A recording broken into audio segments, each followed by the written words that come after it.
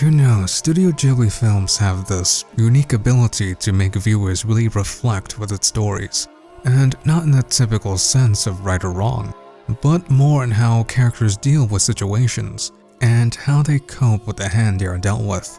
In fact, when asked how stories are made over at Studio Ghibli, Hayao Miyazaki stated that determining the will of the individual really shaped films, and this holds true even for projects not directed by the big man himself, to those struggling to get beyond a mental barrier, or maybe even to resolve a crisis. Ghibli films are not black and white or even shades of gray. They are one solid shade throughout, and whatever lines there are, they are made by the will of the individual.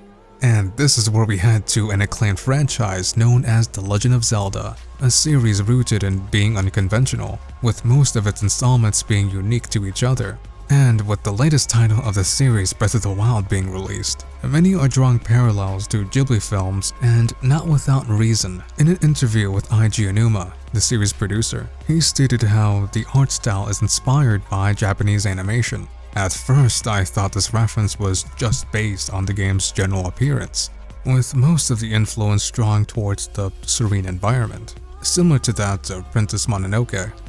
But looking deeper into it, there seems to be even bigger connections, with some of them being quite clear but others more on the philosophical side. So with that in mind, let's start off with the clear stuff. Within Breath of the Wild, you could argue takes place in a post-apocalyptic setting, when the kingdom of Hyrule is in decay, with the remnants of a technologically advanced society roaming about. And this is where we draw the first parallel. In the film Castle in the Sky, a very similar setting takes place, where a defunct yet advanced society once dominated the planet. In fact, you can draw many comparisons between the ancient machinery of both Castle in the Sky and Breath of the Wild. Heck, you could even do the same thing with another film such as Nausicaa of the Valley of the Wind. And since we are on the topic of these two films, let's analyze them deeper. Castle in the Sky features two characters known as Sheeta and Patsu. To be brief on the story, the film takes place in a world where a hegemonic power became defunct, which is the Kingdom of Laputa. One of the main characters, Sheeta, is actually descended from the royal line that used to rule the kingdom.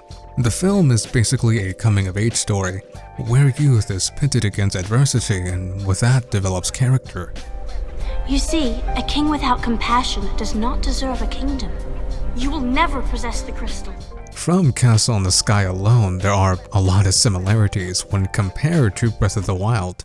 Zelda, like Sheeta, went through a coming-of-age cycle where both wanted to figure out their own place in the world. Even the setting of both films share sharp similarities, as both stories take place in a world where an advanced society used to be around. But that doesn't end all the similarities between Breath of the Wild and Ghibli films. Moving on, we head to Nausicaa of the Valley of the Wind. Like Breath of the Wild, Nausicaa takes place in a post-apocalyptic setting, where a war involving advanced weaponry completely changed society. And like Breath of the Wild, both stories include two princesses, being Zelda and Nausicaa.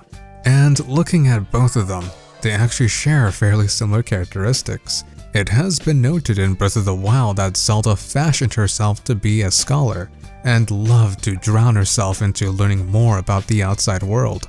Within Nausicaa, she too shares this passion, as within the film she absorbs herself in her own research to solve issues that the film presents. So now that we have those films down, let's move on to Princess Mononoke.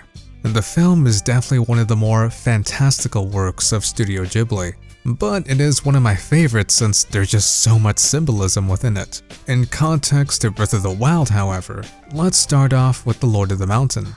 Within the game, this creature is stated to be a reincarnation of a sage. Who exactly this sage is, I'll save for another video.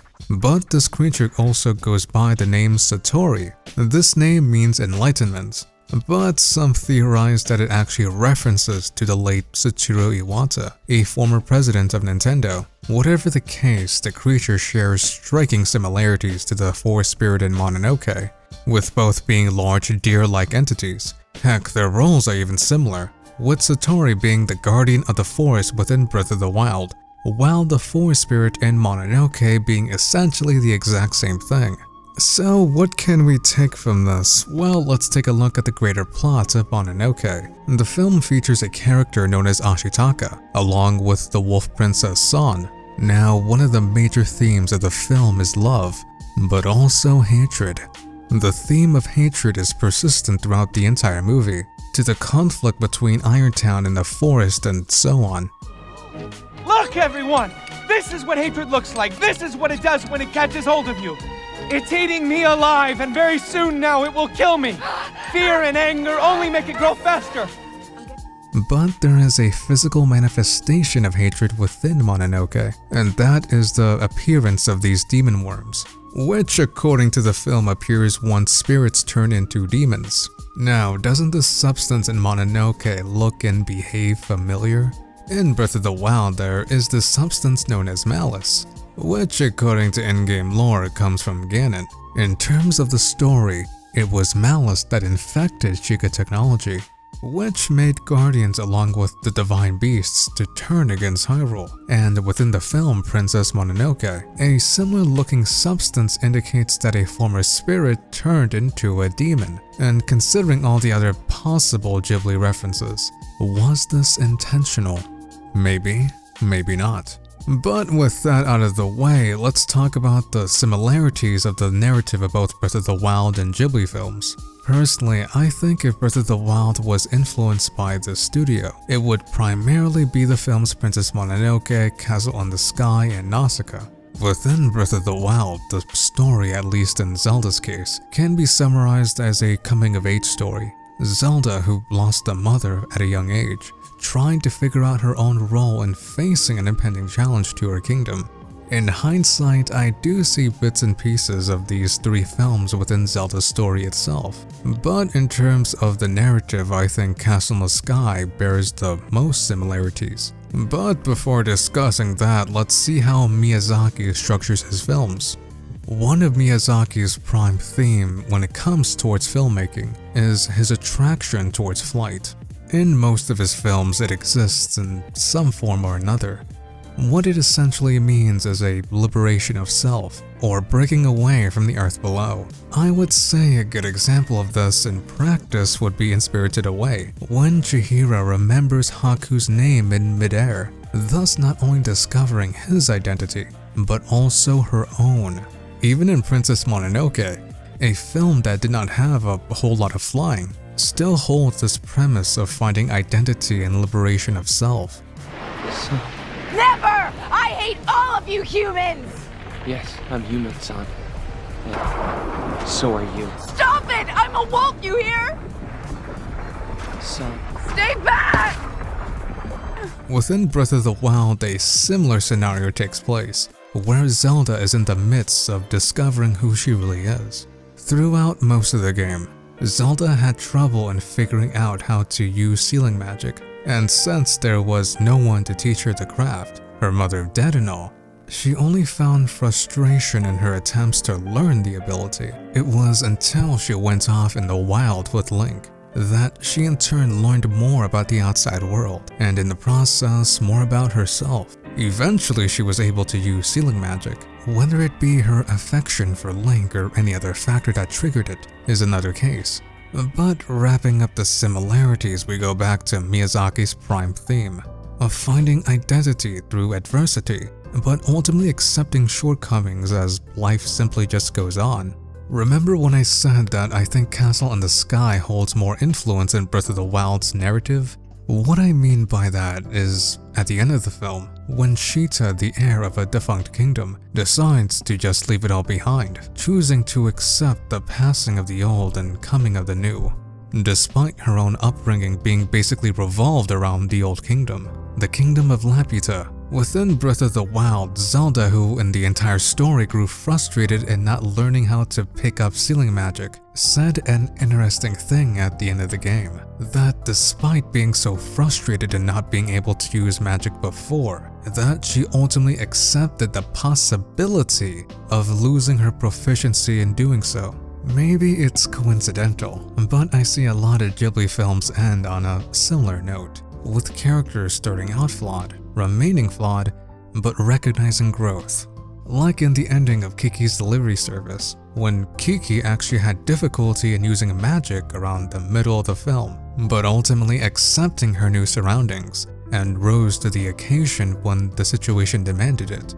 Or in The Wind Rises, when Jiro is caught up between his dream of making airplanes in a world that is hastening towards war, but ultimately learns to live his life to the fullest as, again, life just goes on.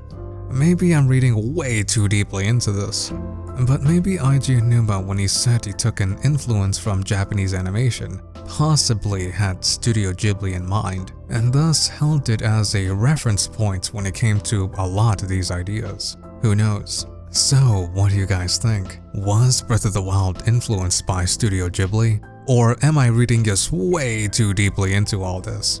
And wow, this turned into be some kind of a meta video, but I really enjoyed making it and hoped you liked it too. Also, I built a little recording studio here for future content.